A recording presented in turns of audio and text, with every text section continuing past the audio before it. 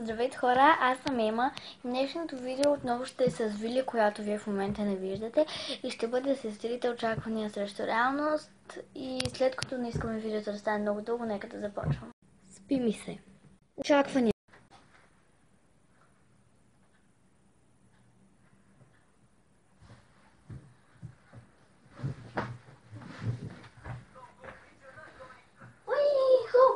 Вили, намали телевизора така. Мерси.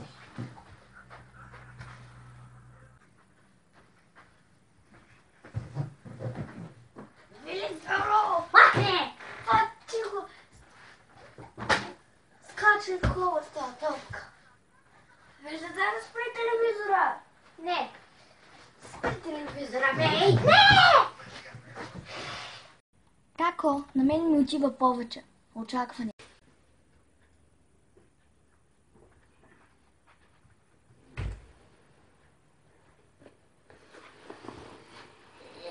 Ти си.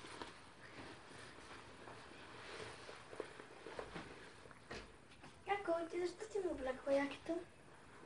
Тако, на мен ми отива повече.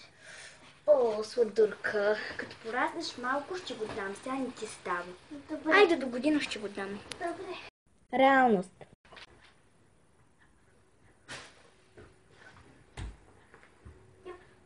Опа.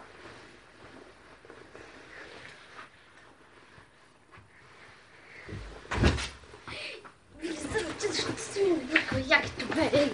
Ще убия, знаеш колко пари съм дала за него? Ученето, очаквания. Како ще ми помогнеш ли? Ох, да, Вили, за какво е? Тук имаше едно помагало специално за такива задачи. Ето, вземи. Реалност. Како ще ми помогнеш ли? Вили, заро.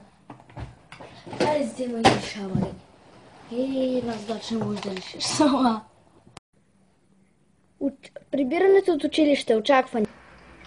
Ало, како ще ме вземеш ли от училище? Да, Вили, идвам след малко. Реалност. Како ела да вземеш от училище? Нали виждаш, че имам вали?